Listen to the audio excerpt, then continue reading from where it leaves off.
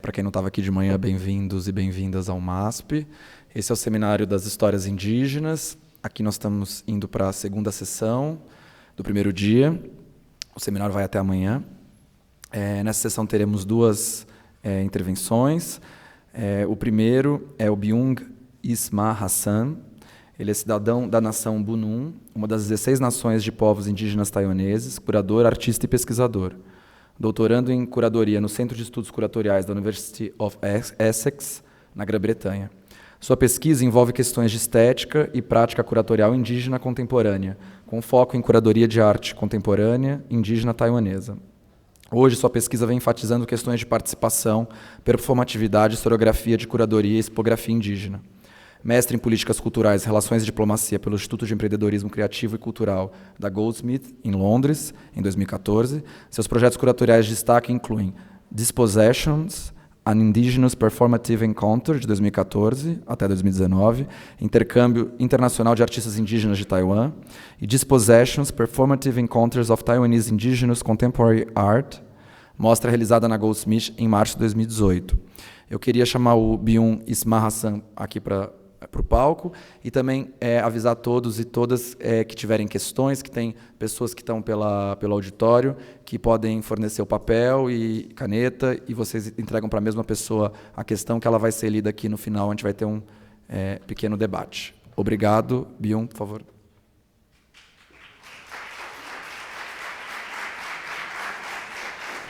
Good afternoon, everyone. Kararai kuntu Taishan Uniana Mihumisan. Saking Hai Byung Isma Hassan Edistran. Tagisha Halavan. Ina Saking Hai Isha Taiwan Tagaujin Namasha du Buraku. Aibtu Hanyan Manaska Mapasalo Mamu. I spoke my Bunun languages. My name is Byung Isma Hassan. I belong to Takanua community in Namasha of the southern Taiwan. I'm staying with my ancestor in this space to share the beauties of our culture and art. On behalf of Taiwanese indigenous people, it is my greatest honor to share my culture here. Though distinct from each other in many ways, the various indigenous groups in Taiwan shared certain customs with one another and with Austronesian people in other parts of the world. Over the century, the more removed indigenous groups have tended to maintain distinctive community, others have blended in with Han Chinese society. Currently, the 16 official recognized indigenous people are the Amis Ataya, Bunun, Gavalan, Paiwan, Puyuma, Lukai, Sasha, Sakilaya, Sektek, Zhou, Telugu, Shao, Yami, Lahalua, and Ganaganavu. And my father is from Bunun tribe, and my mother is from Ataya tribe, and my grandmother is from Ganaganavu tribe. As of December 2015, the collective population of these people stood at approximately 546,700 people, including about 14,500 people who did not identify themselves as belonging to any one group, or 2.33% of the total population of Taiwan. The three largest groups are Amis, the Paiwan, and Ataya, accounted for 70.98% of the indigenous population. To the early 1990s of Taiwanese indigenous contemporary society, artists, cultural workers, and curators produced works of creative expression, which were a source of fascination and exhibition. But why? We will look at some models, image, video, and articulate resilient to answer those practices. I ask, given the participatory and the process-based possibility of the exhibition, to what extent has indigenous curating itself become a performative activity? Indigeneity is a politically enabling construct in the resistance to ongoing colonialism and expropriation. The performance and installation art are convinced as vital expression of the emergent procedural, and contextual nature of indigenous culture.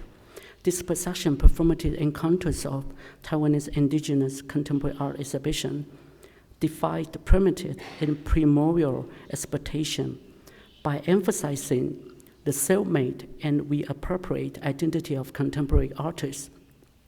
As an indigenous curation from an Austronesian perspective, this exhibition responds to the radical flourishing of indigenous performance and installation art, despite and to respond to the social environmental disruption, instability, and change.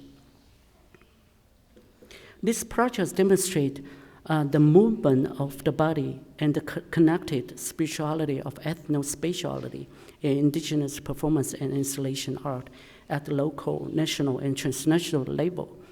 It not only looks back to the radical performative art spirit of the 1990s, but also provide an opportunity to engage audience in important social cultural debates taking place today. Taking a focus on indigenous art power to reflect on, contribute to and inform public debate, this shows is confident programming the challenging world about indigenous artists, and particularly indigenous artists from a non-Western country who are largely overlooked in the gallery and the museum exhibition in London and other major art capitals. Utilizing indigenous perspective and framework is necessary to understanding indigenous curatorial sector in order to construct not only the implication of designed performative space, but also the curatorial strategies for revising, and renewing the history of Taiwanese indigenous contemporary art. This is the exhibition opening performance response to the cultural anthropologist Professor Stu Ho's quote. He said, but this experience of, as a word, experiences oneself as both subject and object, of encountering oneself from the outside, as another's and others, so that the person next door is uncanny. From the Dongmon community of the Telugu nation in Eastern Taiwan, performance artist Dong Dong Ho Wen integrate a traditional art, composition technique, and instrument, the lubu, which is mean mouth herb, and the dak, the xylophone, song, and ritual into contemporary art technology, sharing the contemporary narrative from cross-gender and cross-generation perspective. His work is marked by the synthesis of strength and tenderness as expressed by his people-created adoption to ever-changing environment, demonstrating a Telugu shamanism initiation centered on an ethno-alcoholic practice. Samabod means shamanism in Telugu languages, which is the deep spiritual healing ritual developed from the resonation of Dongdong healing power and strength of consciousness. Samabod explore the ritual extrinsic and intrinsic evolution in the face of dominant culture, religions, belief, and global materialistic values. In Dongdong art of a performative manifestation and movement, he reflects the traditional art and culture on controversial issues in order to invent his unique rhetoric. Indigenous people, multi-ethnicity, have survived in different ever-changing environments with perseverance and tenderness in their heart. He is in his element when telling story and performing on the stage, demonstrating his natural gift as an indigenous artist. Through his art, he continued to give contemporary narrative from cross-generation perspective about how indigenous people have been evolving and adjusting themselves to their ever-changing environment. The drawing on Dongdong word, I could contextualize the indigenous relational art in the broader field of trans-indigenous cultural practice that assert centering the indigenous has become the new standards. My definition and analysis of Dongdong performative curatorial practice seeks to highlight the utility of Taiwanese indigenous curatorial practice as the strategist approach for reclaiming the cultural tradition, asserting the sovereignty and embracing the identity-based philosophy. And Dongdong, as an indigenous artist and curators, aim to blur the exhibitionary boundary that usually divided exhibition and production. For example, environmental theater at Dongmeng Community Studio and Museum. The activating space on Dongdong Performative Works came to function as the main context and primary medium for the realization of performing indigeneity, which is the source of the meaning. It has provided an alternative space for the development of the critical indigenous curatorial practice that combine the process-focused manifestation of making, display, and performing. As a function and the form of the activating space become increasingly familiar and innovative, the third attempt we made for the contemporary indigenous artists and curators to arrange a participatory element with the dialectical relationship between indigenous independent curating in tribal public space and semi-official curation in museum space. I have curated a performance art exchange event at Dispossession exhibition at Goldsmith on May 2018. I have collaborated with the Northern Sami performance artists, Marita Ensemble Simbers and Dongdong Howen, supported by international support for gallery and international independent exhibition space funding for an Office for Contemporary Art Norway. Inspired by the concept of performing indigeneity as defined by the scholar Delora Graham and Glenn Pennant, this still consider the continued struggles, the counter-narrative of alcoholism and indigenous community and identity-based philosophy of indigenous people to resist, erase, and engage with the creative entanglement of the homeland, the tribal, and the global. The Marita World Chemical Court explored the mix of past, present, and future of the rise of the alcohol capability and the drunkenness and the exchange of the goods and alcohol abuse in Sami community. With a toolbox of related object, memory, story, this performance explores how drinking coincides with dispossession. And as a form of the protest, the Marita created a series of movements with no word, only sound, tone, timbre, and song. I question, what do we take with us when alcohol addiction is part of our life in indigenous community? The which values and expression are handing down, transformed, and substanced. The what role does tribal ritual millet wine and alcohol addiction play in the society, shaped by the cultural globalization in environmental conditions, the rapid travel, and the constant flow of information. On the 3rd June 2018, we were invited by the OCA, Office for Contemporary Norway, Director and Chief Curator Kjata Grensa Anton, to attend the closing symposium and dedicate a performance to a proponent nature guardian, Mama Yoshifa Amson, which explore the legacies of these eco-indigenous uprisings today. At the time of the growing global indigenous power related to environmental issues connected to current challenges across other indigenous contexts. Alen Luluand was born in Hautsa community of the Lukai Nation in southern Taiwan. She started her search for self-determination and self-realization and artistic life in 2002. At the age of 28, she moved to the Dulan community in Taidong of the eastern coastal Taiwan. Alen played the significant role of indigenous artists of ethnography in her installation Between Dream. Delimit its own spatial boundary, within which material object and sculpture are displayed together. This curation of ethnospatiality in the form of an indigenous installation points to an artistic construction and exhibition practice that go beyond the Western and Taiwanese hegemonic discourse and interpretation.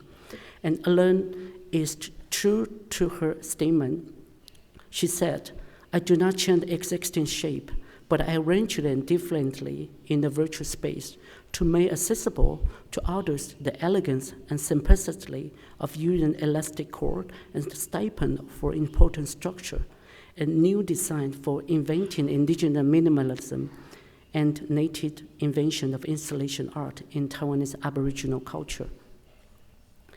The last slide before Gand is an example of such indigenous performative installation, which involved 3 types of indigenous contemporary art form: sub-sculpture, tribal environment, and indigenous minimalism installation. The consideration within the learned world range from intervention within an inhabitant of virtual, independently owned space to the attempt to cultivate environmental art in the contemporary curatorial practice. A learned word, model garden sculpture, is less about changing material than arranging them to reveal connection, constructed of black stipend and elastic cord. I use a learned material practice of installation outward from new sub-sculpture to tribal environment toward indigenous minimalist installation as an interpretative sources to explore the multiple and social discrepancy between intrinsic and extrinsic performativity in the curation of ethnospatiality between material object and sub-sculpture displayed in her installation art.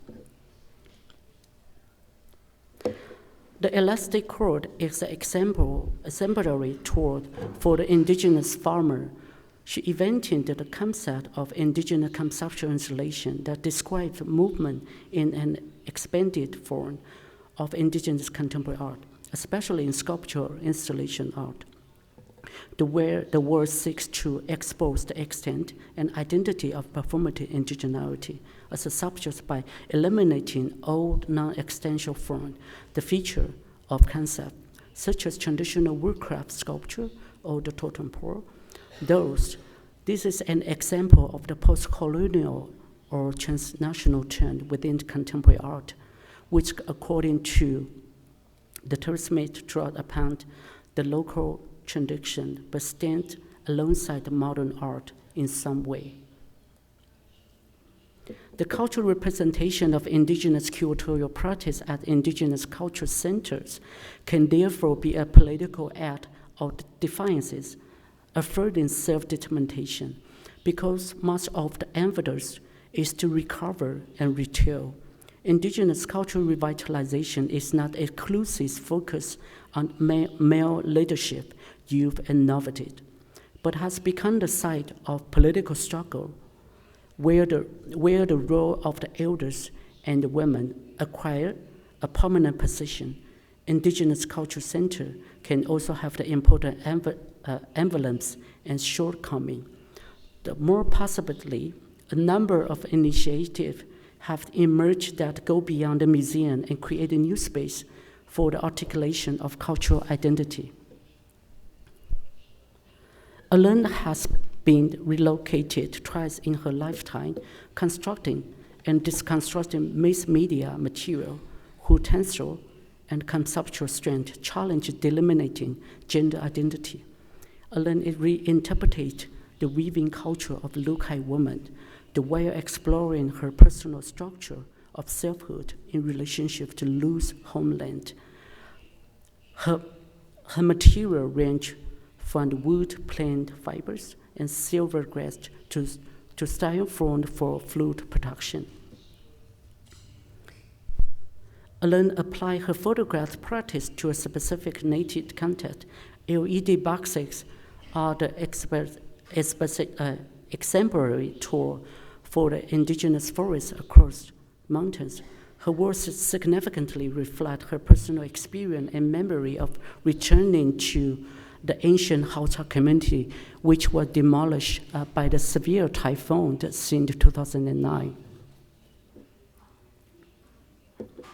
This installation, Land Trauma installation, is an example what Matisse scholar David Granham, a professor of the visual art from the University of Regina in Canada, He argues that indigenous contemporary art synthesized new relation with past and present modes of native culture, as well as between native and colonial form of experience, participation, and spectatorship. He poses indigenous art making as a questioning and experimental practice of research, striving towards a new relation of thought, feeling, and identity at the nuance of both indigenous culture and the capitalist colonialism. The curation of ethno speciality has contributed to an inventing form of indigenous sculpture and installation art, looking from the physical presence of Alain Luluan's new soft sculpture to an expanded field of indigenous conceptual installation. This land marked a turning point not just in native art, but also the mainstream. It contrasts to the more individualistic emphasis on achievement in Western culture. Indigenous cultural revitalization has been based on the collective and the community. By going back and forth between my own participation as an indigenous curators and community engagement in critiques as researchers, I explore what approaches on indigenous discursive and contingent space can an indigenous curators organize and engage in scholarly debate about international indigenous modern and contemporary art. Indigenous criticism of indigenous art begins with the knowledge that I am part of the community. In particular, I elaborate on the concept of indigeneity and consolidate our understanding of indigenous is an emerging catalog that extend and adopt the first people way of knowing and being into the contemporary moment and into space beyond our home territory. The indigenous curators and artists must engage in collective, critical reflection on ourselves, the process, and word for articulation of cultural identity. My guardian of the being and First Nation curators is to analyze these traits of self-witnessed in contemporary writing on indigenous art, outlining the challenge and demand of indigenous art criticism by elaborating the art structure that may emerge when enacting our own agency and sovereignty as indigenous curators. Okay, from pink to darker, we flew the generated explanation for indigenous Taiwanese alcoholism as abstract autobiography, recalling my donation of my healthy the pink kidney to my alcoholic fathers. It offers a continuity to a socially destructive theory.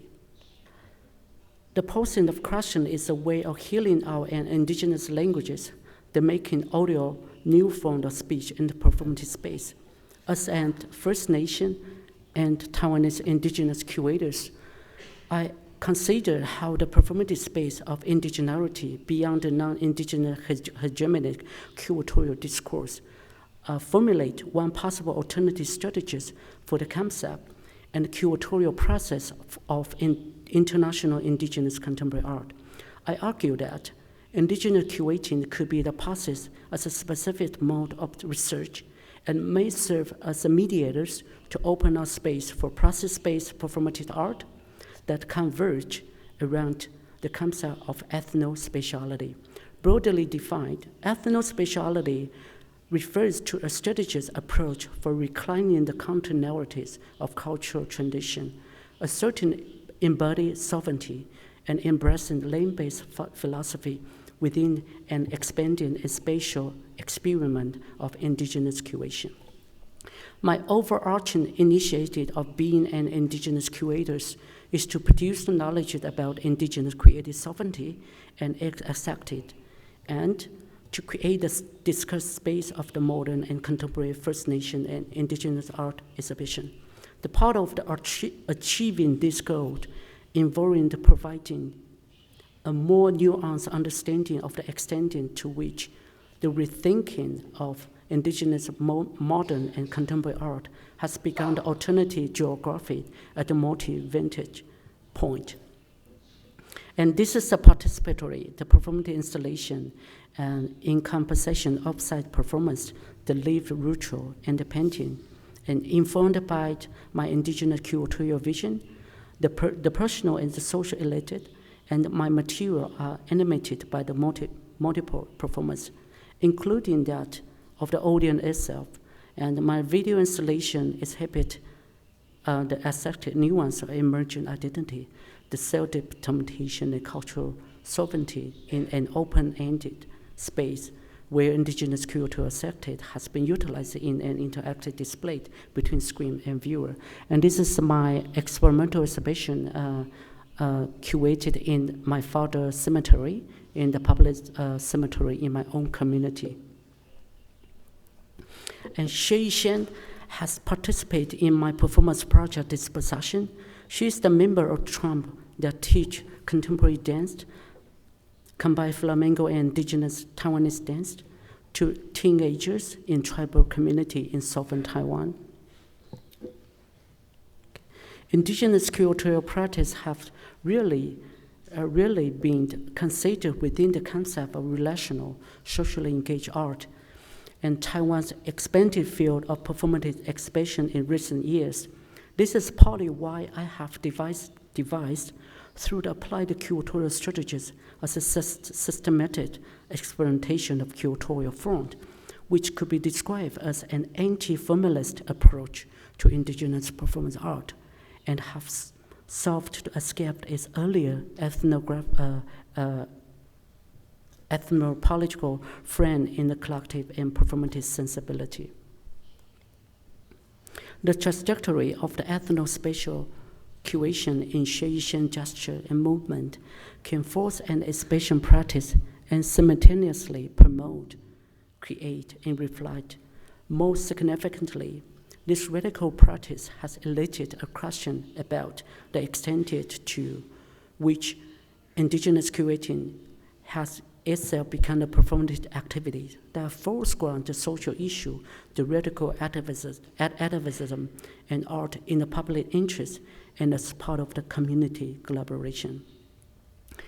And exploration of how performativity across indigenous contemporary art became a medium to articulate the manifesto of ethnospatiality, which is elaborating how performativity can embody within indigenous curating in the contemporary art world. Indigeneity is grounded within complex relations diverged from the intersubstantiation of our ancestral being, our way of knowing, and our land-based philosophy. Our sovereignty is embedded and carried by the body and differs from the Western construction of sovereignty. I examined our performative approaches and curatorial strategies as indigenous artistic practice, with a particular focus on the cultural loss, recovery, and reactivation in relation to the discourse surrounding indigenous embodied sovereignty. The requirement of indigenous curators is largely motivated by my attempt to nuance the notion of indigeneity by considering the growing indigenization and transformation at the time of the global indigenous turn.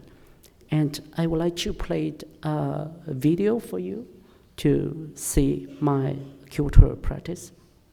Okay.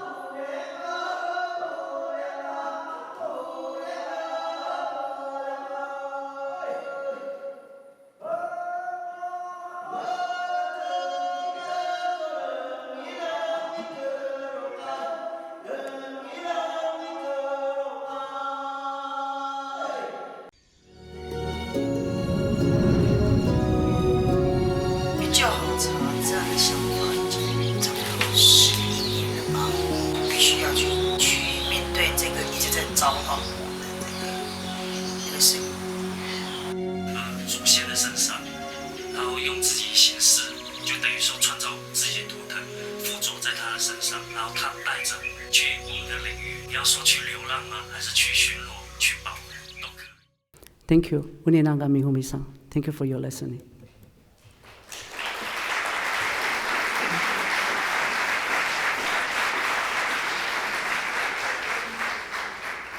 Obrigado, Byung, pela sua palestra. Agora a gente vai ter a apresentação da Sarah Liner. Queria avisar a todo mundo que a apresentação vai ser em francês, então quem não compreende francês pode pegar tradutores simultâneos lá na entrada. A Sarah é historiadora da arte francesa, formada pela École du Louvre e pelo Institut National du Patrimoine, em Paris. Sua dissertação de mestrado aborda o trabalho do artista sul-africano Ernest Mancoba. Em 2013, iniciou carreira curatorial no Musée National Marc Chagall, em Nice, onde organizou exposições sobre o trabalho do artista e de outros nomes contemporâneos. Em seguida, em 2015, tornou-se curadora-chefe da Unidade de Patrimônio para a Globalização Histórica e Contemporânea no Museu do Quai Branly, Jacques Chirac, em Paris. Um de seus trabalhos de destaque foi a curadoria da exposição Paintings from Afar, The Museum Collection, realizada em 2018. Então, por favor, Sarah, relembrando as perguntas, que também não enviaram nenhuma até agora, motivem-se a fazer perguntas, por favor, e enviem para as pessoas que estão aqui pelo auditório. Obrigado.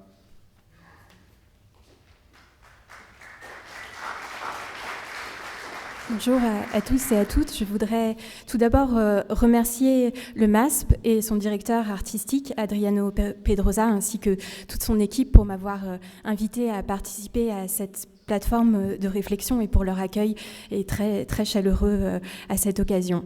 Je voudrais aussi remercier le Consulat général de France à Sao Paulo et l'Institut français qui ont permis ma venue ici aujourd'hui.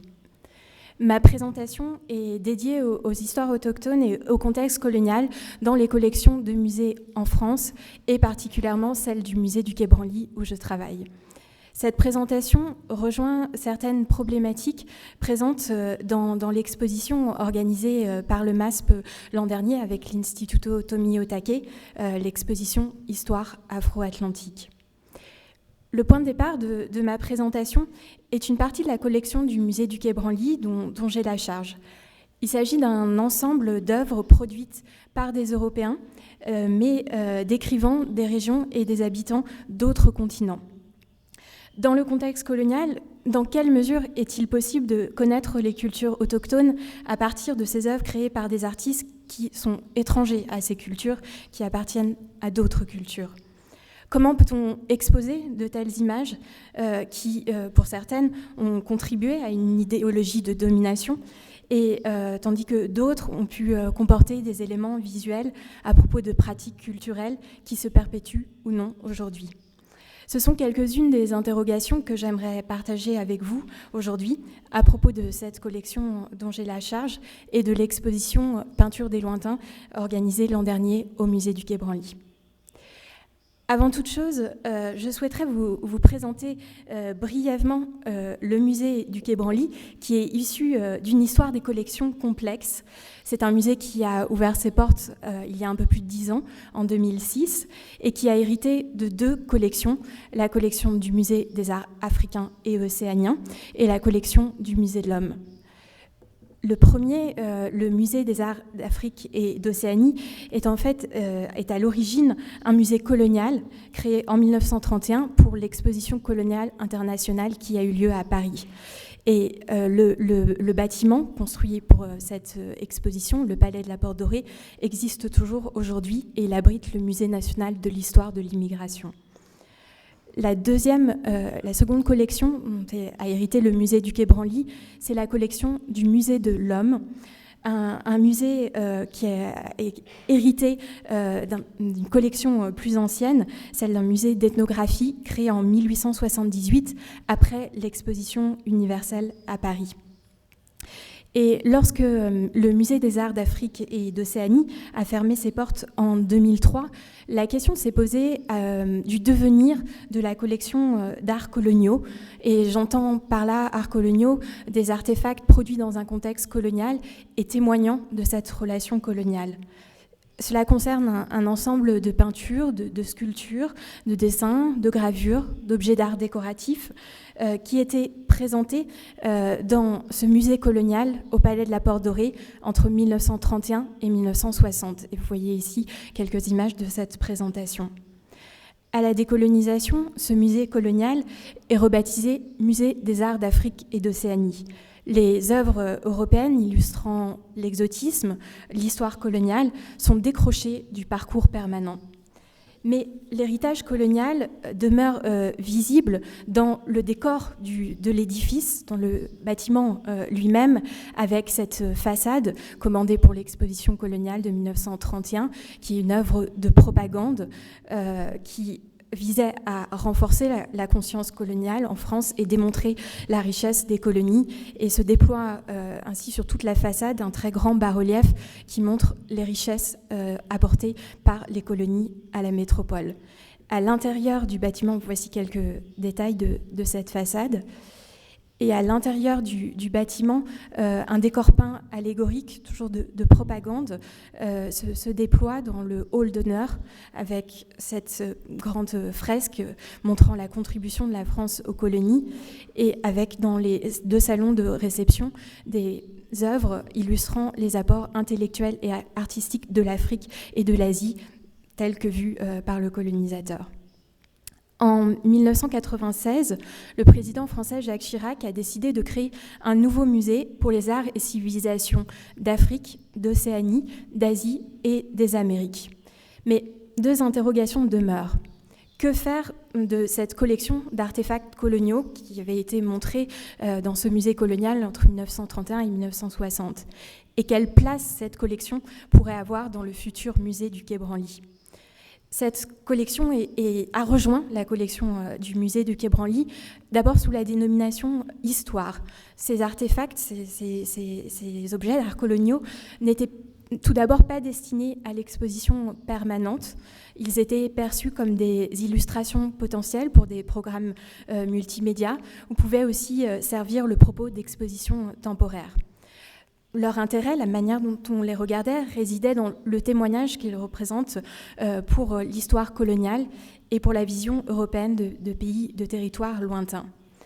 Quelques œuvres, cependant, ont été présentées pratiquement dès l'ouverture du musée du Quai Branly dans le parcours permanent, et en particulier des peintures orientalistes pour questionner cette définition de l'orientalisme dans la partie consacrée aux artefacts d'Afrique du Nord et du Proche-Orient.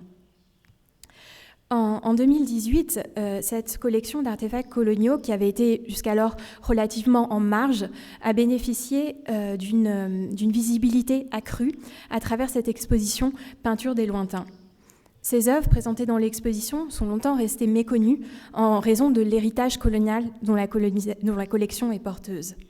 L'exposition revient sur ce passé colonial dont la mémoire continue de susciter en France de vives controverses. L'enjeu de cette exposition était d'interroger l'histoire coloniale française à travers le prisme des productions artistiques. Il était essentiel que le visiteur puisse comprendre dans quel contexte ces images avaient été créées. Qu'elles soient des témoignages plus ou moins fidèles de la réalité, ces œuvres apportent des informations peut-être moins sur les peuples colonisés que sur les colonisateurs eux-mêmes.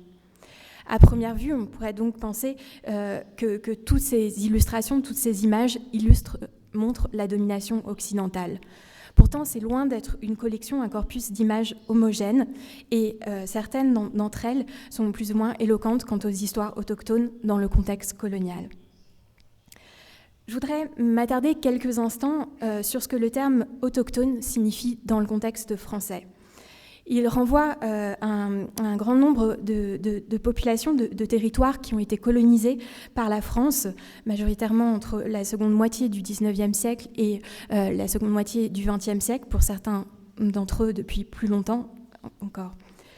Et la plupart de ces régions colonisées sont devenues indépendantes au milieu du XXe siècle, même si certaines sont demeurées et demeurent encore des territoires d'outre-mer, notamment parmi eux la Martinique, la Guadeloupe, la Guyane, la Réunion ou la Nouvelle-Calédonie ou encore la Polynésie française. Je n'utilise pas le terme indigène qui serait la traduction littérale de indigenous, parce qu'il est extrêmement péjoratif et il renvoie à une série de lois adoptées en 1881 en France, une série qui s'appelle le Code de l'indigénat, qui a été appliquée par la suite au territoire de l'Empire colonial français jusque dans les années 1940. Ce code de l'indigénat, c'est un système profondément injuste, établissant des différences de statut entre des citoyens français venus de métropole et des sujets français, c'est-à-dire les habitants qui étaient sur le territoire avant la colonisation. Et ces habitants sont considérés comme étant de statut inférieur. Ils ont été en particulier confrontés à des impôts disproportionnés et au travail forcé. Et à côté de cette définition en termes autochtones, je voudrais aussi ajouter quelques mots du rapport de la France à son passé colonial. Depuis plusieurs décennies, l'État français s'est engagé dans une politique mémorielle au sujet de la traite atlantique. En 2001, la ministre de la Justice, Christiane Taubira, a rédigé une loi qui tendait à la reconnaissance de la traite et de l'esclavage en tant que crime contre l'humanité. D'anciens ports négriers situés sur la côte atlantique, comme dans les villes de Nantes ou de Bordeaux, ont consacré des salles de leur musée à l'histoire de l'esclavage.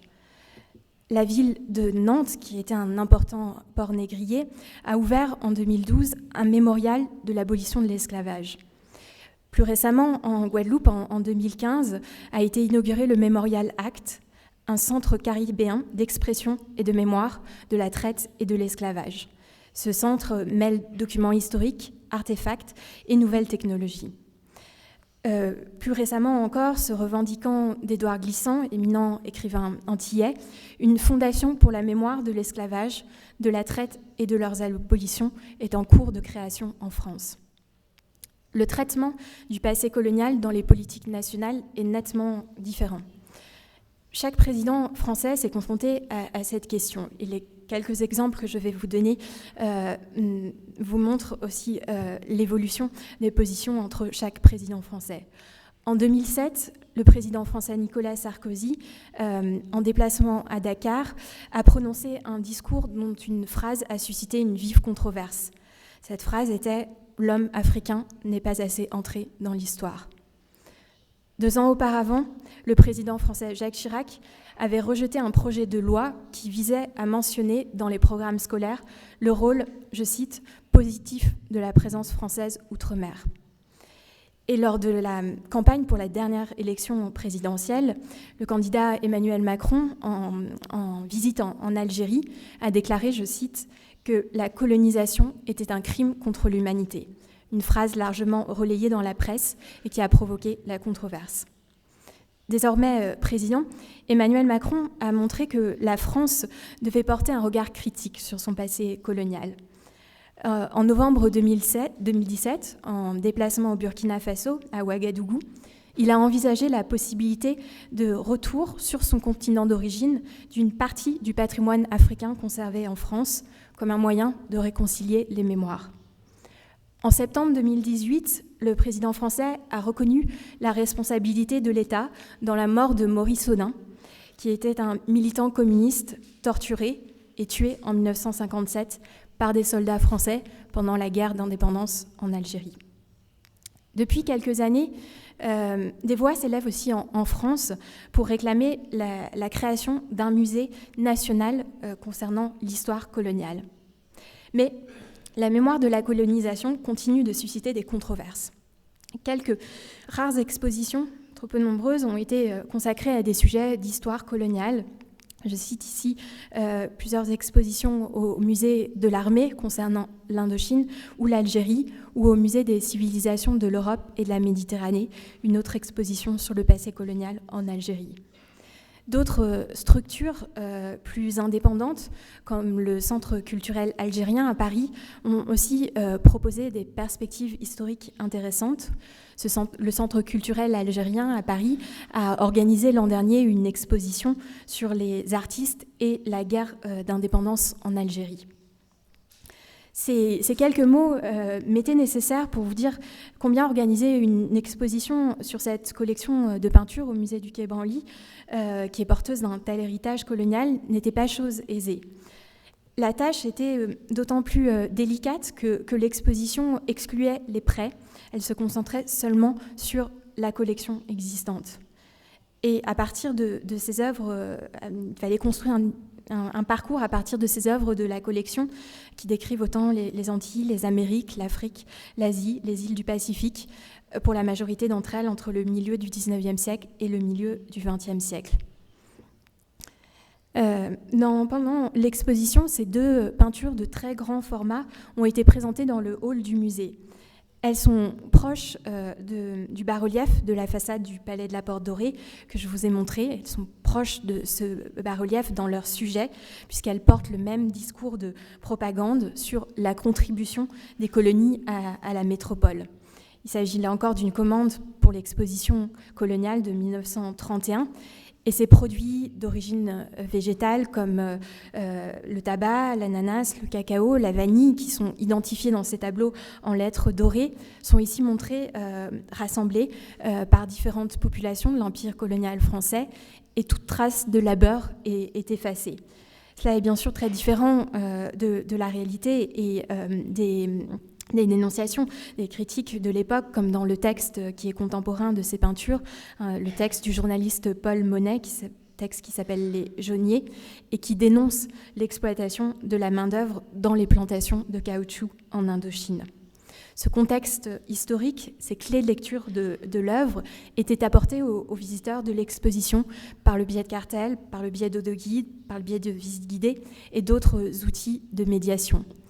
Et c'est cette situation des clés de lecture de l'œuvre en contexte muséal très différente de ce que peut ressentir aujourd'hui un passant qui est devant la façade du palais de la Porte Dorée. Ce bas-relief est dans l'espace public, mais il n'y a aucun outil de médiation à la portée du passant ou du public qui est situé dans cet espace public. Il n'y a pas de mots qui sont mis sur cette propagande, cette histoire coloniale. Par rapport à ce que j'ai pu dire sur les politiques mémoriales en France, je suis intimement convaincue que le rôle des musées est essentiel, leur rôle social, leur nécessité de se saisir d'enjeux majeurs, sachant que les visiteurs de musées sont des citoyens aussi avant tout. Et les musées doivent susciter la discussion à travers une approche à la fois respectueuse et nuancée, une telle approche étant souvent absente des discours politiques actuels. Pour revenir à l'exposition, en entrant dans l'exposition, le visiteur découvrait une première section qui interrogeait la définition de l'exotisme.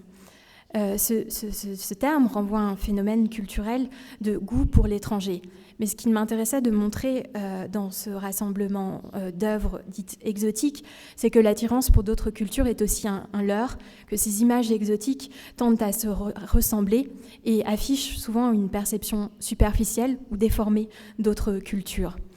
L'exotisme se nourrit en particulier de fantasmes, et la vague orientaliste qui déferle sur la peinture française au XIXe siècle en témoigne. Ces voyages d'artistes européens vers un Orient aux frontières fluctuantes s'étendent par la suite à d'autres destinations plus lointaines, et ce, dans un contexte d'impérialisme renforcé. Il est ainsi possible de discerner des traits communs à l'ensemble de ces images exotiques produites dans un contexte colonial. Cela peut être une fascination pour une lumière intense, un goût pour le pittoresque ou la volonté de représenter des motifs inconnus à l'artiste, comme une végétation ou autre plus luxuriante, ou encore une faune dite exotique. Et dans cette partie de l'exposition, il y avait peu d'images objectives.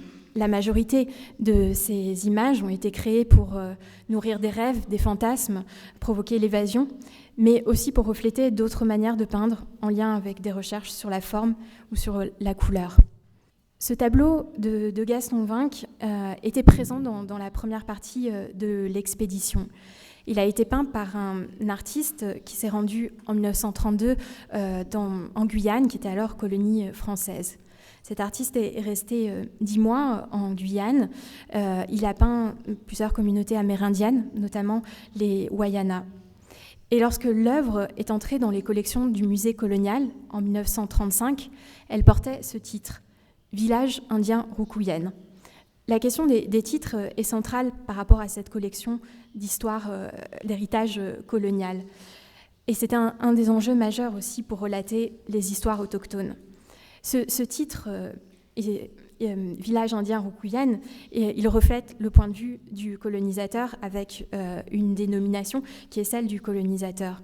Et pour présenter ce tableau, il n'a pas été question d'effacer le passé, mais de proposer une double lecture en laissant ce titre Village indien Roukouyène comme un ancien titre et en proposant un titre actuel, respectueux, non partisan, et qui est celui revendiqué par cette communauté amérindienne Wayana.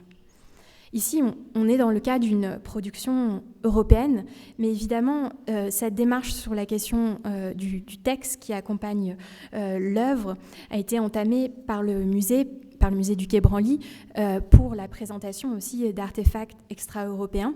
Ça a été le cas en 2009-2010, dans cette exposition temporaire Artistes d'Abomey, où la commissaire de l'exposition, Gaëlle Beaujean, avait conduit un important travail de recherche au Bénin avec le conservateur du musée d'Abomey, Léonard Aounon, et l'historien d'art béninois, Joseph Adandé. L'exposition proposait un double cartel, à la fois le point de vue de la commissaire française et le point de vue des spécialistes béninois.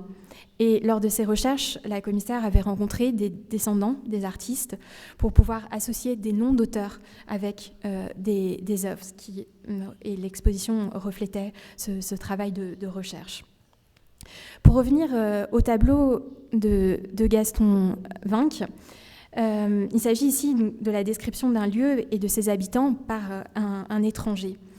Dans ses écrits, Gaston Vinck s'exprime sur le dépeuplement des populations amérindiennes, mais ce n'est pas un aspect qu'il met particulièrement en avant dans ses tableaux. Et face à ce tableau, on peut aussi s'interroger à propos du statut de la peinture par rapport à la photographie, qui serait plus objectif, plus documentaire pour retracer des histoires autochtones. Ce tableau, il fait partie d'un important projet mené actuellement et dont le musée du Quai Branly est l'un des acteurs. Ce projet est donc un projet de partenariat entre les communautés Wayana et Apalai et les collections de musées en Europe. Il propose pour les Wayana et pour les Apalai de se réapproprier ce savoir autochtone, aujourd'hui dispersé dans les musées, et surtout de pouvoir le transmettre aux générations actuelles et futures. Vous voyez ici des représentants de ces communautés étudiant des objets conservés dans les réserves du musée. Un vaste éventail d'artefacts a été pris en compte, à la fois des photographies, du matériel audiovisuel, mais aussi des artefacts divers. Et à la suite de cette étude, un site internet doit voir le jour en langue amérindienne, traduit en français, en portugais et en anglais, un site internet qui a été entièrement conçu par les communautés autochtones. Une approche similaire est aussi développée à partir de ces dessins de l'île de Bougainville, en Papouasie-Nouvelle-Guinée. Ces dessins font partie d'un album acquis par le musée du Quai Branly il y a 3 ans. Cet album a été conçu par un missionnaire et ethnographe français qui s'appelait Patrick Oreilly, et il a été conçu à la suite de son séjour à Bougainville en 1934-1935. Patrick Oreilly a encouragé les habitants du village où il séjournait à dessiner leurs symboles, rituels et mythes.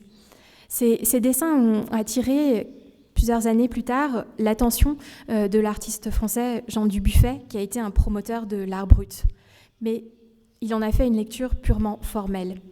Et aujourd'hui, il s'agit d'en retrouver le sens, mais aussi de permettre aux habitants actuels de Bougainville de se réapproprier ces images. Et c'est un travail mené au musée du Quai Branly par Nicolas Garnier en collaboration avec les habitants de l'île de Bougainville pour identifier aussi des descendants des auteurs de ces dessins. Et ce travail va donner lieu à une exposition au musée à l'automne. Dans la seconde partie de l'exposition Peinture des lointains, il s'agissait plus d'une galerie de portraits qui allait de représentations stéréotypées à des représentations plus sensibles du modèle, plus individualisées. Un ensemble important de dessins de la collection, tout comme des peintures, sont liés au développement de l'ethnographie dans la seconde moitié du XIXe siècle et à l'ouverture de plusieurs musées d'ethnographie en Europe. La manière dont certains artistes représentent leurs modèles font écho à ces recherches ethnographiques à travers une description qui se veut plus objective, qui peut être aussi un document attestant de certains traits culturels, de la manière de se vêtir, de se coiffer, de se parer. Et c'est cette description aussi qui apparaît dans ce portrait, longtemps considéré comme un portrait féminin, du fait du ruban dans les cheveux du modèle. Il s'agit en fait d'un portrait d'un homme des îles Marquises, îles qui étaient colonies françaises, qui ont été colonisées par la France au début des années 1840. Et le visage de ce modèle est orné d'un tatouage rituel. C'est un portrait dont le modèle n'est pas connu, tout comme l'artiste qui aurait été l'auteur de ce portrait, mais il a pu être rapproché d'un album de dessins d'un navigateur français, Félix Marin-Boissauveur, un album de dessins qui est aujourd'hui conservé à Sydney et dans lequel on retrouve l'identification des modèles représentés avec une grande parenté avec l'œuvre conservée au musée du Quai Branly. Les dessins de cet album constituent un témoignage important pour l'histoire du tatouage dans cette région, comme aussi l'attestent d'autres ouvrages, celui de l'explorateur allemand Karl von den Steinen. L'intérêt de ces images est aussi revendiqué par des tatoueurs contemporains, comme Chimay, qui est né à Moorea, île de Polynésie française, et qui a relancé la pratique du tatouage sur les îles de Tahiti et de Moorea, et qui a conçu ce tatouage pour les collections du musée du Quai Branly. Dans la section qui était consacrée aux portraits dans l'exposition Peinture des lointains, étaient également présentés des portraits d'Amérindiens par George Catlin. George Catlin était un artiste américain qui, dans les années 1830, a parcouru différentes régions du Middle West, a peint des portraits des Amérindiens, a collecté des objets, et il a souhaité diffuser les images de ces cultures à un public plus large, aux États-Unis, puis en Europe. Catlin a parlé à la place de ces communautés autochtones, même si plusieurs membres de ces communautés ont fait partie de la tournée en Europe, mais pas ceux directement dont Catlin avait fait le portrait. En 1845, Catlin est à Paris. Il montre ses œuvres au roi Louis-Philippe, qui lui commande des copies de ses portraits, d'où aussi la présence des portraits originaux dans les collections de la Smithsonian Institution et de ces copies exécutées par l'artiste lui-même dans les collections du musée du Quai Branly. Quand l'un de ces portraits est accroché au mur d'un musée, le visiteur ne peut percevoir que le point de vue de l'artiste, que le point de vue de Catlin. Et l'un des enjeux est d'introduire aussi le point de vue du modèle. Dans le cas de ces portraits, il existe un témoignage qu'il faut aussi considérer dans toute sa complexité, qui est un témoignage d'un de ces membres de communautés autochtones qui a participé à la tournée en Europe, qui avait été converti missionnaire, puis qui a lui-même souhaité organiser une tournée à travers l'Europe. Et dans ce texte, il décrit les voyages, les lieux, les personnes rencontrées. Et pour construire cette histoire à part égale, il est important pour le public d'avoir accès à cette parole aussi lorsqu'il est face à la peinture. Mais pourtant, le témoignage du modèle est rarement conservé. Donc la question est comment introduire ces points de vue alternatifs, particulièrement lorsque l'œuvre possède un sens complexe. C'est le cas avec ce portrait de Samori Touré qui a été présenté l'an dernier dans l'exposition Histoire afro-atlantique à l'Institut Tomi Otake. Samori Touré a bâti un vaste empire militaire et commercial au Mali dans la seconde moitié du XIXe siècle. La structure de cet empire a été menacée par des luttes internes entre musulmans et animistes et aussi par les affrontements avec les troupes coloniales françaises et britanniques. Samori Touré par la suite est parti dans le nord de la Côte d'Ivoire pour fonder un nouvel empire, mais qui n'a résisté que peu de temps à la colonisation française. Il a été capturé par des soldats français en 1898 et déporté au Gabon. Samori Touré est devenu au XXe siècle un symbole de la résistance africaine à la colonisation. Il apparaît dans une chanson du musicien reggae Alpha Bondi qui lui rend hommage. Et c'est aussi comme symbole de la résistance qu'il apparaît dans l'exposition Histoire afro-atlantique, dans une section de l'exposition consacrée aux émancipations, aux images relatives au mouvement de libération et d'abolition. Mais la lecture est complexe de ce portrait. C'est un portrait qui a été peint par un peintre français, Pierre Castagnez, au début des années 1930. Pierre Castagnez a pris pour modèle une photographie de 1891 prise à Dakar. Au dos du tableau se trouve une étiquette qui mentionne la présence de cette toile de Pierre Castagnès dans une exposition en 1934 à Alger, cette exposition étant l'exposition annuelle artistique de l'Afrique française. Elle fait partie d'une série d'expositions créées par les gouverneurs des colonies en Afrique du Nord pour créer des liens entre les colonies à travers l'art. Alors, pourquoi le portrait d'un résistant était-il présenté dans un tel contexte ? Cela peut s'expliquer aussi lorsqu'on prend en compte au même moment l'exposition d'objets ayant appartenu à Samori Touré au musée colonial à Paris. Son trésor est exposé, des mannequins représentant ces soldats accompagnent la galerie. Et en miroir de cette présentation, cela exalte l'image de la force militaire française qui l'a vaincue, et c'est ce qui apparaît aussi dans une série de cartes postales produites à l'époque, où Samori Touré est présenté comme un chef de guerre valeureux, ennemi de la France, capturé après 15 ans de combat. D'où la difficulté de lecture de ce portrait, qui est le portrait d'un autochtone qui a résisté à la colonisation, mais qui est aussi une œuvre d'art colonial qui sert le point de vue du colonisateur. Bien sûr, l'enjeu est de résumer cette lecture historique plurielle dans un cartel à côté du tableau. Dans la dernière partie de l'exposition Peinture des lointains, les œuvres présentées reflétaient les phases de conquête, de pacification, de transformation des territoires lointains. L'État a passé commande aux artistes d'œuvres de propagande pour commémorer ce qu'ils considéraient comme les héros de cette conquête, pour représenter les batailles, pour représenter l'appropriation des terres. Cet art de propagande est montré notamment dans les expositions coloniales, organisées dans différentes villes françaises et européennes entre la fin du XIXe siècle et le milieu du XXe siècle. Cette collection de peintures exposée l'an dernier au musée du Quai Branly, elle continue d'être enrichie. Et cela pose la question de son extension. Comment poursuivre aujourd'hui cet enrichissement des collections ? Comment ouvrir la collection à de nouvelles perspectives pour contrebalancer le point de vue dominant, pour contrebalancer la pensée coloniale à l'origine de la naissance de cette collection ?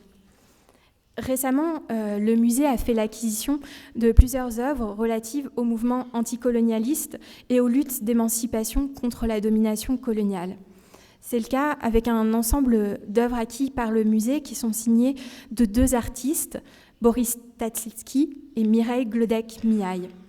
Ces deux artistes ont été accueillis par le Parti communiste algérien en Algérie en 1952.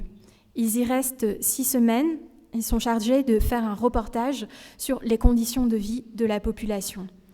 Ils livrent des descriptions visuelles sur les difficultés rencontrées par la population algérienne, sur les conditions de vie extrêmes dans les bidonvilles, sur la vie quotidienne des dockers, des ouvriers agricoles, sur les famines et les épidémies, mais aussi sur les réunions politiques du Parti communiste et aussi sur les procès qui ont eu lieu, comme en témoigne cette œuvre de Mireille Glodek-Miaille. Un an avant ce voyage en Algérie, Boris Tatlitsky a présenté sa toile intitulée « Riposte » au Salon d'automne à Paris. Cette toile a été décrochée des murs du salon en raison de son sujet. Elle représente les grèves des dockers d'un port du sud de la France. Ces dockers avaient refusé de charger les navires en armement parce que ces armes étaient destinées à réprimer les soulèvements en faveur de l'indépendance de l'Indochine. Au retour de son séjour en Algérie, Boris Tatlitsky a peint une autre toile qui s'appelle « Émeute à Oran », qui fait aujourd'hui partie de la collection du musée du Quai Branly. Il illustre à nouveau ces grèves des dockers, cette fois ces grèves des dockers de ports algériens, et la solidarité des femmes des dockers qui sont venues soutenir ces manifestations. Boris Tatlitsky choisit un moment dramatique, celui de la confrontation, avec ces femmes qui s'apprêtent à jeter des pierres sur la police qui les menaçait. Cette toile précède le début de la guerre d'indépendance en Algérie, et elle a participé à la dénonciation du colonialisme lorsqu'elle a été exposée dans une galerie parisienne, la galerie André Weil, en 1953. À la suite de son exposition, les dockers du port d'Oran, d'Alger, mais aussi d'autres ports algériens, ont remercié les artistes pour leur soutien. Considérer Voilà, je vous montre aussi d'autres images attestant de ces grèves des femmes des dockers et également des références à l'art occidental qui a utilisé l'artiste dans cette toile. On songe notamment à Poussin ou à Goya. Considérer les histoires autochtones à travers les collections de musées, cela implique non seulement de repenser la présentation des artefacts autochtones, qui est un vaste sujet que je n'ai pas abordé ici, mais auquel se confronte le musée du Quai Branly, mais aussi cela vise à une meilleure compréhension et contextualisation des artefacts européens en relation avec les autres continents. Cette problématique pourrait aussi être étendue à d'autres parties de la collection du musée du Quai Branly, dont je n'ai pas parlé ici, comme par exemple la photographie. L'exposition d'une partie de la collection de photographies anciennes du musée du Quai Branly, c'est une exposition qui vient de se terminer au Louvre à Abu Dhabi et qui regroupait plus de 250 photographies montrant les débuts de ce procédé à travers le monde avec des images de différents continents. Interroger ces parties de la collection par le biais d'expositions temporaires me paraît essentiel, tout comme aussi inviter des artistes contemporains à créer des œuvres en dialogue avec la collection et son histoire. C'est ainsi une manière de proposer un point de vue contemporain sur la collection, comme l'a fait l'artiste Brooke Andrew, et je le cite aujourd'hui non seulement parce qu'il est dans la salle et qu'il présentera demain, mais aussi parce que ce projet s'inscrit dans le cadre des résidences photo-quai du musée du Quai Branly, dont il a été lauréat en 2015. Et ce programme de résidence ne vise pas nécessairement à travailler à partir de la collection du musée, mais c'est le choix qu'a fait Brooke Andrew de travailler à partir de photographies anciennes et de les confronter à des sujets contemporains. Et toutes ces initiatives permettent à des histoires multiples de se faire jour, et c'est d'autant plus nécessaire, d'autant plus crucial dans notre société actuelle en France, lorsqu'une part importante du public des musées est constituée des communautés issues de la diaspora des pays anciennement colonisés par la France. Je vous remercie.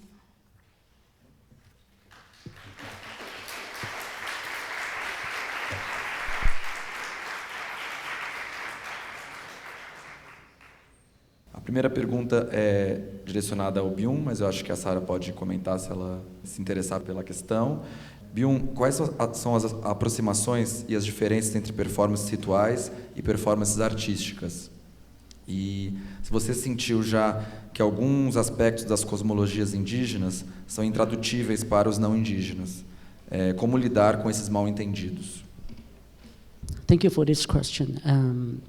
I would not like to directly to answer your question, but I would like to use my curatorial experience as an indigenous curators in my own community.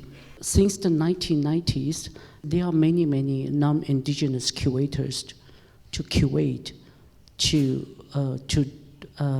define what is indigenous art and contemporary art, but there also appeared a situation of, until now, the non-indigenous curators always curates our art and using the advantage of indigenous artists and indigenous word from the community, but they never ever to do the field work and to live with the indigenous community, to live with indigenous people in our own community. I also run the guest house in my own community in Namasha community of the southern part of Taiwan. And this is a very deep mountain of Taiwan. And I think how to change the situation of the misunderstanding of indigenous contemporary art.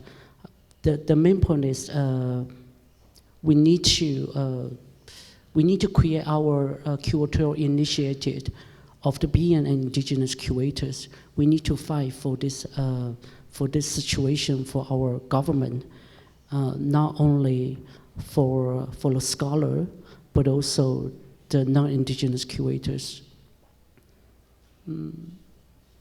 Yes, that's it.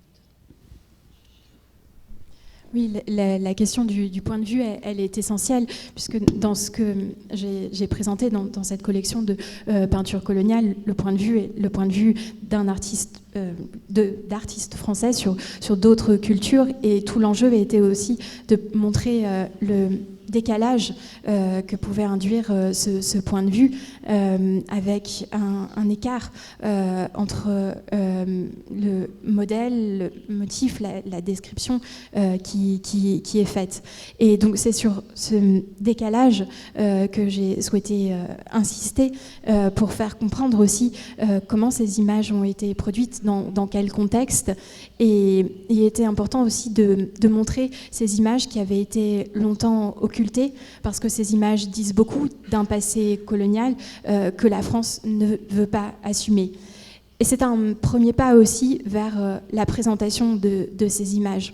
Il y a eu récemment en Europe d'autres initiatives qui ont été mises en place. Je pense par exemple l'an dernier à Amsterdam, quand le musée Van Gogh a organisé une exposition consacrée au voyage de Charles Laval et de Paul Gauguin en Martinique à la fin des années 1880. Et c'est aussi vers cette lecture plurielle des œuvres que nous devons nous orienter.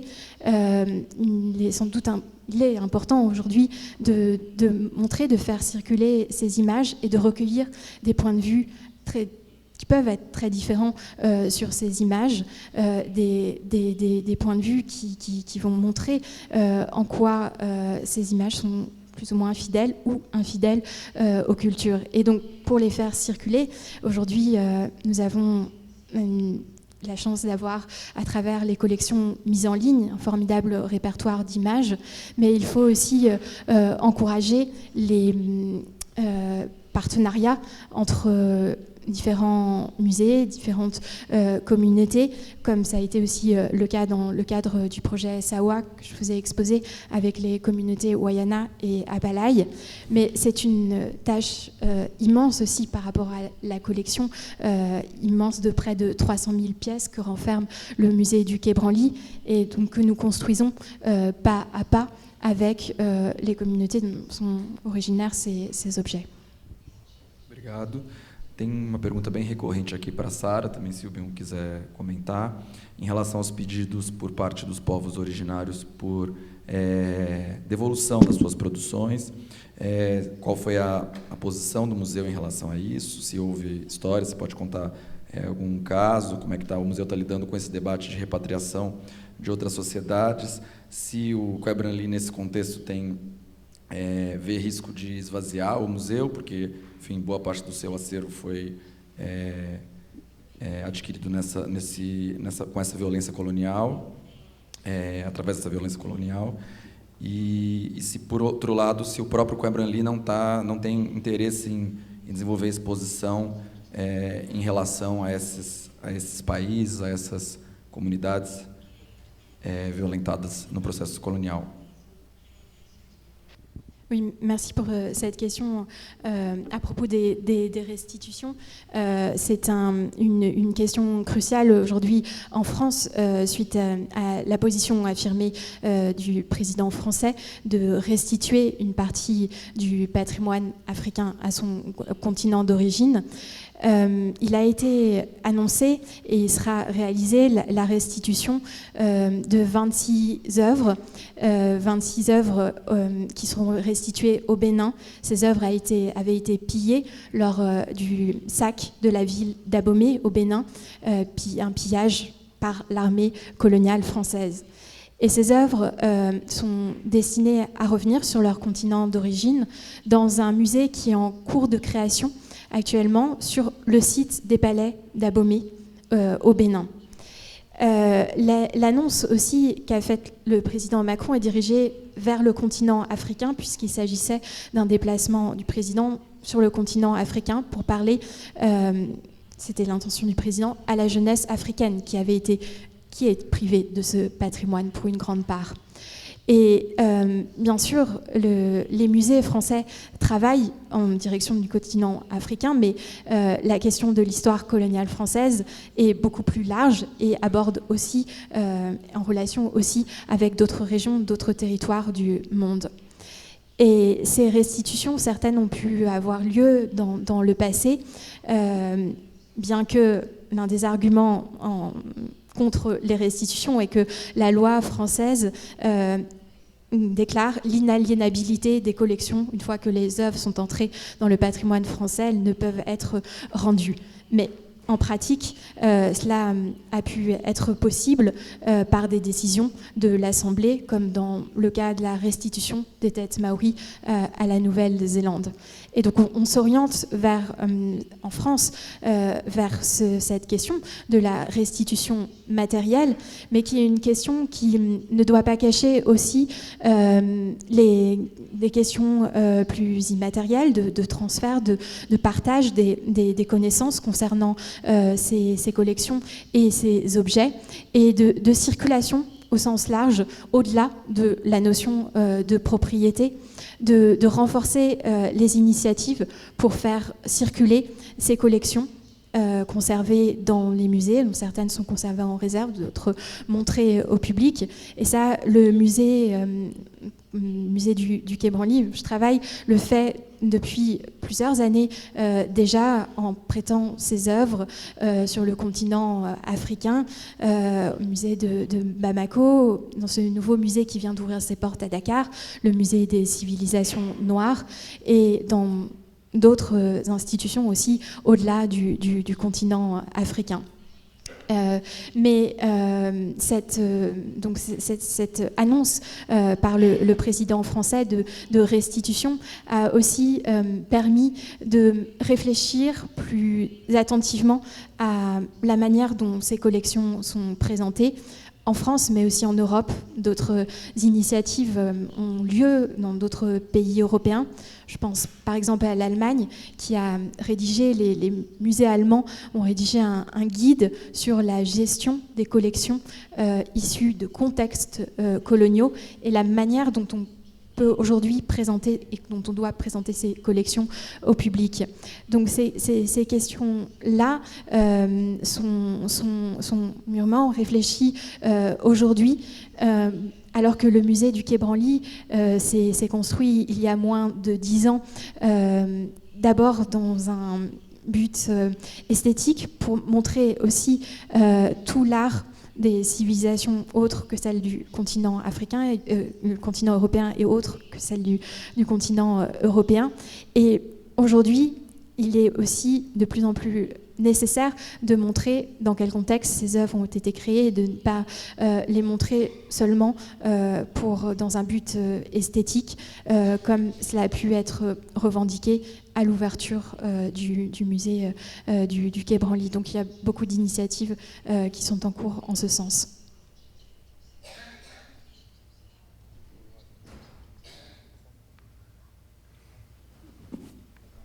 Mais duas perguntas para a Sara, que eu vou tentar juntar em uma. Quais seriam as melhores estratégias para escapar ao olhar estetizante em um museu ocidental dedicado a artes indígenas? Convidar mais curadores indígenas, oferecer textos e vídeos com críticas decoloniais. Há outras possibilidades que vocês já experimentaram lá no Quai Branly?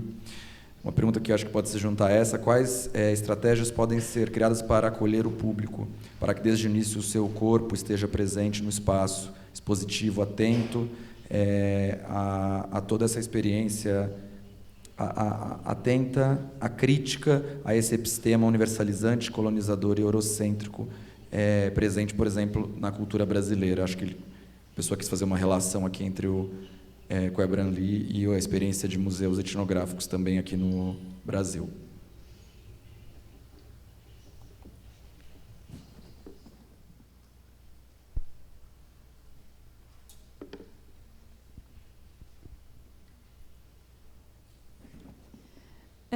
Oui, effectivement, la question d'une présentation européano-centrée des collections. Elle était aussi au cœur de cette exposition Peinture des lointains, puisqu'il n'y avait que des peintres occidentaux. Et il faut réfléchir aussi à la construction et décortiquer les différentes étapes de la construction de ce discours européo-centré. Mais une histoire à part égale, elle se construit aussi avec des sources multiples. Et donc, partir de ces sources européano-centrées n'est pas suffisant. Il faut pouvoir trouver d'autres sources, d'autres documents. Et c'est pour cette raison aussi que j'ai parler des travaux en cours pour tenter de renommer des modèles représentés dans les œuvres, pour tenter d'identifier des lieux, des créateurs. C'est aussi une ambition revendiquée par le musée d'Orsay qui a présenté une exposition intitulée « Le modèle noir » cette année à Paris. Et cette question aussi du discours européocentré on la pose au musée du Quai Branly, qui est un musée dédié aux arts et civilisations d'Afrique, d'Asie, des Amériques et d'Océanie. Mais il y a beaucoup d'autres musées aussi en France qui conservent des œuvres similaires et qui ont aussi affronté cette question du discours européocentré. Et c'est une question aussi qui amène à réfléchir dans les moindres détails à la présentation des œuvres. Cette question des titres, elle n'est pas pour moi anecdotique. Dans la question, par exemple, dans l'exposition Le modèle noir au musée d'Orsay, les portraits qui sont des portraits d'hommes noirs ou de femmes noires étaient présentés comme portrait d'un homme, portrait d'une femme, comme cela pourrait l'être aussi pour toute autre personne, comme tout autre modèle représenté dans l'art occidental. Les musées de beaux-arts n'indiquent pas portrait d'un homme blanc, portrait d'une femme blanche, quand il s'agit de la présentation d'œuvres de leur collection d'œuvres d'art occidental. Et donc tout le discours, tout l'appareil aussi qui accompagne les œuvres on engage une réflexion importante et aussi les prises de parole à propos de ces œuvres. C'est pour cette raison que ce que je souhaiterais faire aussi, c'est engager des prises de parole très, très différentes sur ces œuvres et recueillir aussi des ressentis, des émotions de descendants de ces personnes représentées, ce qui me paraît essentiel pour la lecture de ces œuvres. Je ne sais pas si il y avait d'autres aspects de la question. Oui.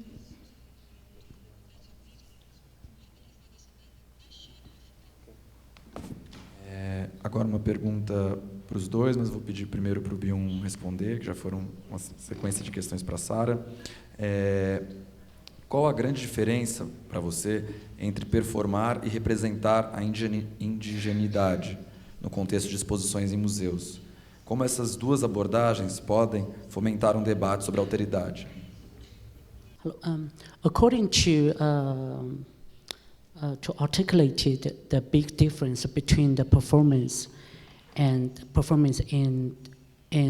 alternate space or in museum space and a traditional cultural ceremony performance in the community. As an indigenous curators, I would like to taste any possibility of how indigenous performance art can be a performative activities in not only in the museum but also in the different space. And the difference is the contemporary artists of indigenous people can use their gestures to reclaiming indigenous traditional cultural tradition in order to assert the embodied the sovereignty for the land-based philosophy.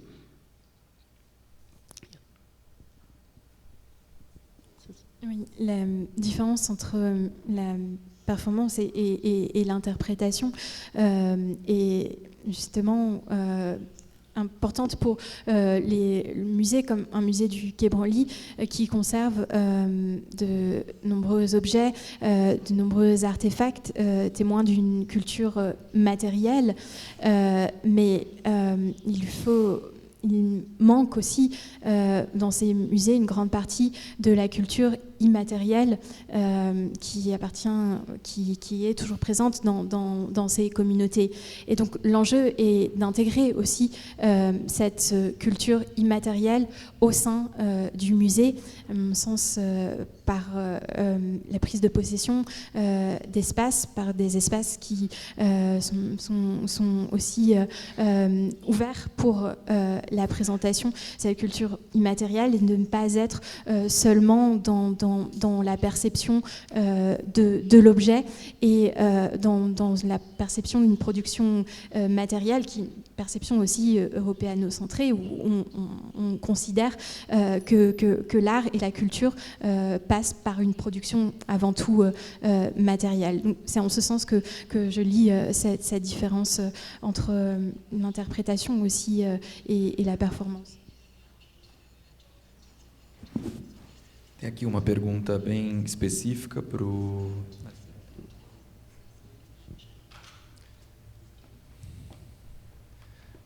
tem aqui uma pergunta bem específica para o Byung sobre qual a relação dos povos originários de Taiwan com os chineses e a arte chinesa contemporânea. Se existe uma troca artística que acontece entre esses dois territórios, e eu aproveito para acrescentar se há uma questão aí também do poder chinês, enfim, do tamanho que o país, a economia e a própria arte chinesa tem hoje, e se isso impacta na produção taiwanesa.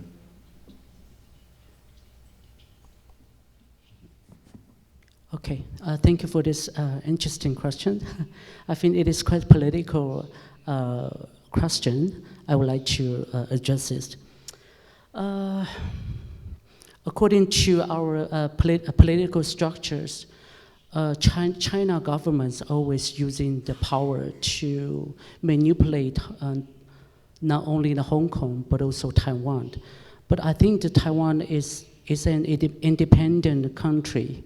But unfortunately, most of indigenous people was manipulated by Chinese prestigious person who work at the government, because the China government always contribute their huge amount of the money for invited Taiwanese indigenous people to do the cultural exchange and also study in the university in China for free. But I always critiqued the question for our indigenous people. Why we are the motherhood of Austronesian people, from Taiwan to Indonesia and related to the Malay people in New Zealand. Why we always to do the cultural exchange on our left-hand side is China. Why would not like to go to the more border places to the world? So I, as an indigenous curators and people, I'm avoiding to do this exchange with Chinese because I'm not Chinese. I'm Austronesian people. So I think this is very important to do this action.